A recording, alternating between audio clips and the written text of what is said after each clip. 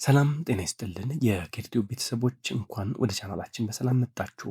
በዚህ ሳምንት ምን አዲስ ፊልም ላይ እያላችሁ ለተጨነቃችሁ በሙሉ ዛሬ በዚህ በ2026 ዓመት አጋማሽ ላይ የወጡ በፍጹም ሊያመልጧችሁ የማይገቡ ሶስት ምርጥ አዳዲስ ፊልሞችን ይዘንላችሁ ቀርበናል።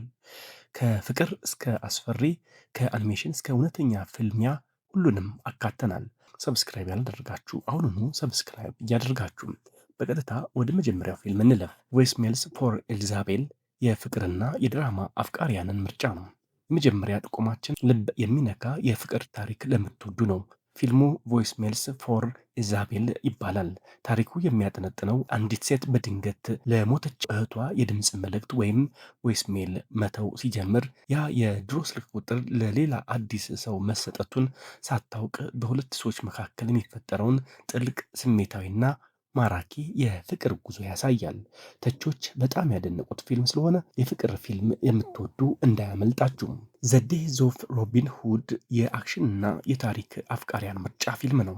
ጠንከር ያለና ፍልሚያ የበዛበት ፊልም ለምትመርጡ ታዋቂው ተዋናይ ሂው ጃክማን የተወነበት ዘ ዴዝ ኦፍ ሮቢን ሁድ የተሰኘ ድንቅ ፊልም ነው። ሁላችንም ስለ ሮቢን ሁድ የምናውቀውን የድሮ ታሪክ ቀየር አድርጎ የእሱን የመጨረሻ የህይወት ዘመን የነፍስ ማማለል እና ከባድ ፍልሚያዎች በተለየ ማራኪ አቀራረብ ያሳየናል። ሲኒማቶግራፊውና ትወናው በጣም አስደናቂ ነው። ሚሽንስ ኤንድ ሞንስተርስ ለቤተሰብና ለአኒሜሽን አፍቃሪያን በሙሉ የሚሆን ነው። የመጨረሻው ደግሞም አእምሯችሁን ዘና የሚያደርግ በጣም የሚያዝናና ድንቅ የአኒሜሽን ፊልም ነው።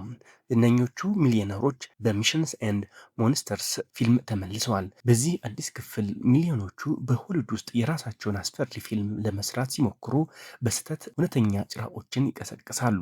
ከልጆች ወይም ከቤተሰብ ጋር አብረው ለመሳቅና ለመዝናናት ከዚህ የተሻለ አማራጭ የለም።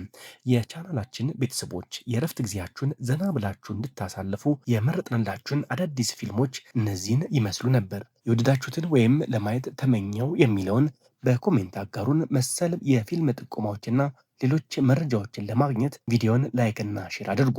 ሰብስክራይብ በማድረግ የደውል ምልክቷን በመጫን የቻናላችን ቤተሰብ ይሁኑ። በቀጣይ ቪዲዮ እስክንገናኝ ከየድ ይሁን።